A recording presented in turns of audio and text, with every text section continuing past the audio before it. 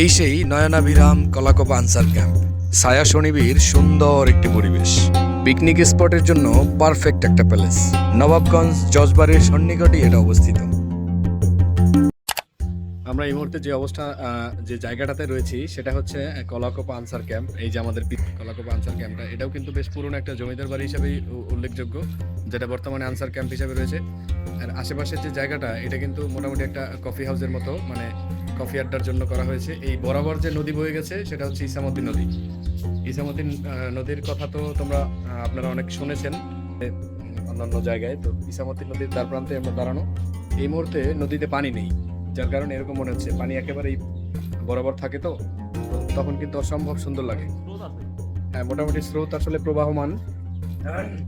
ঠিক এই জায়গাটা, মানে এই জায়গাটা কিন্তু অসম্ভব সুন্দর। এখানে চায়ের আড্ডা বসে, আর আমাদের পিছনে আছে ওই যে ক্যাম্প, আনসার ক্যাম্প। আর আনসার ক্যাম্পটা হচ্ছে পুরনো বাড়ি আর কি, মানে জমিদার বাড়ি, কলাকোপা কোকিলপেরি জমিদার বাড়ি যেটাকে বলা হয়, সেটাই আর কি। কলাকোপা আনসার ক্যাম্প যেহেতু টুরিস্ট স্পট, সেহেতু আসলে একটা দল বেঁধে এখানে আসা উচিত। আমার আসলে দুর্ভাগ্য, কারণ আমি আর আমার সাথে ছিল ইসমাইল, দুইজন বাইকে করে আসছি। তো আমাদের আসলে ভিতরে প্রবেশ করাটা একেবারেই নিষেধ ছিল, যার কারণে পরিপূর্ণভাবে নিজেরা যেমন উপভোগ করতে পারিনি, আপনাদের সামনেও আসলে দৃশ্যমান করে তুলতে পারিনি। তবে এটা কিন্তু অসম্ভব সুন্দর একটা ট্যুরিস্ট স্পট। আপনারা আসলে বাংলাদেশের যে কোনো প্রান্ত থেকে প্রাতিষ্ঠানিকভাবে সবাই মিলে কিন্তু ট্যুরের জন্য এই জায়গাটা সিলেক্ট করতে পারেন। শিক্ষণীয় বিষয় থেকে শুরু করে অসম্ভব সুন্দর একটা মনোরম পরিবেশ এখানে পেয়ে যাবেন। আমরা আসলে এই মুহূর্তে এই কলাকোপা আনসার ক্যাম্পের মধ্যেই ছিলাম।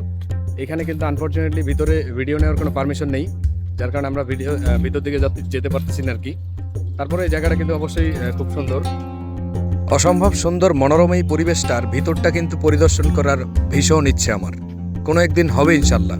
যেহেতু এখানে একটু পরিদর্শনের জন্য আসছি আর বাধাপ্রাপ্ত হয়েছি, তথাপিও আসলে চতুর্দিক থেকে পরিদর্শন না করলেই নয়। বাইরে থেকেই আমরা আসলে ভিডিও ক্যাপচার করার চেষ্টা করেছি। এখানে কিন্তু বেশ কিছু জমিদার বাড়ি রয়েছে, যেই জমিদার বাড়িগুলো কোকিলপেয়ারি জমিদার বাড়ির আসলে একটা অংশ। কেননা ওই সময়টাতে কিন্তু বেশ কিছু বিল্ডিং ছিল জমিদারদের, যেগুলো কিন্তু এই যে প্রত্যেকটা আলাদা আলাদা ইন্ডিভিজুয়ালি। সেখানকার আনসার প্রধানদের সাথে আমি কথা বলে জানতে পারলাম যে এখানে কিন্তু ভিডিও নেওয়া একেবারেই নিষেধ। তো আমি তাকে বললাম যে স্যার, আমরা কিন্তু ভিডিওর মাধ্যমেই দেখেছি আসলে এই জায়গাটার সৌন্দর্য, তো আমরা আসলে দু একটা ক্লিপ নিতে চাচ্ছিলাম। উনি বললেন যে না, আসলে এক এক সময় এক একটা স্যার আসেন, তো এক একজনের নিয়মকানুন এক এক রকম। তো এখন বর্তমানে যিনি অফিসার রয়েছেন, তিনি কিন্তু ভিডিও এবং পিকচার নিতে টোটালি বারণ করেছেন। বলেছেন যে আপনারা চলতি পথে রাস্তার মধ্যে দিয়ে যতটুকু দেখতে পারেন ততটুকুই আপনার জন্য কাফি, মানে যথেষ্ট। তো আসলে দুঃখ ভারাক্রান্ত হৃদয় নিয়ে আমরা কিন্তু বাইকে করে চতুর্দিকটাই পরিদর্শন করছিলাম, আর ভিতর দিয়ে যাচ্ছিলাম। যাওয়ার সময় ক্যামেরাটা অন করে যতটুকু ক্যাপচার করতে পারছি আর কি। আসলে আপনারা যদি এরকম নীরব এবং মনোরম একটা পরিবেশ খোঁজেন ট্যুরিস্ট স্পটের জন্য, এটা হতে পারে একটা বেস্ট প্লেস। আর এটার জন্য খুব শীঘ্রই আসলে সিদ্ধান্ত নিতে পারেন যে আমাদের ট্যুরের স্পটটা হবে কোকিলপেয়ারি জমিদার বাড়ি এবং কলাকোপা আনসার ক্যাম্প। সচরাচর শিক্ষা প্রতিষ্ঠান থেকে ট্যুরের জন্য যে প্লেসগুলো নির্ধারণ করা হয়, সেগুলো আসলে শিক্ষণীয়ই হয়ে থাকে।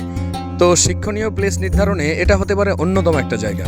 কারণ এই যে জমিদার বাড়িগুলো রয়েছে, সেগুলোর বয়স কিন্তু 200-400 থেকে 500 বছর পুরনো। আর এই বাড়িগুলো রয়েছে ব্যাপক পরিমাণ ইতিহাস, যেগুলো জানলে শরীরের রোম একেবারে শিউরে উঠবে। এইসব কারণগুলো মাথায় রেখেই শিক্ষা প্রতিষ্ঠান থেকে যে ট্যুরের অ্যারেঞ্জ করা হয়, তার জন্য নির্ধারণ করা হয় এরকম প্লেস।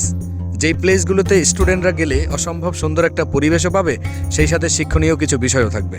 তবে আর দেরি কেন, শিক্ষা প্রতিষ্ঠান থেকে হোক অথবা বন্ধুবান্ধব, আপনারা সবাই মিলে হোক, ছোটোখাটো প্ল্যানিংয়ের মাধ্যমেই পরিদর্শন করে নিতে পারেন কোকিলপেয়ারি জমিদার বাড়ি থেকে শুরু করে কলাকোপা আনসার ক্যাম্প। শিক্ষণীয় এবং দর্শনীয় বিষয়ের জন্য এটা হতে পারে অসম্ভব সুন্দর এবং অন্যতম গুরুত্বপূর্ণ একটা প্লেস। তো আজকে থাকছে এই পর্যন্তই। দেখা হচ্ছে অন্য কোনো ভিডিওতে। সবাই ভালো থাকবেন, সুস্থ থাকবেন। আল্লাহ হাফেজ।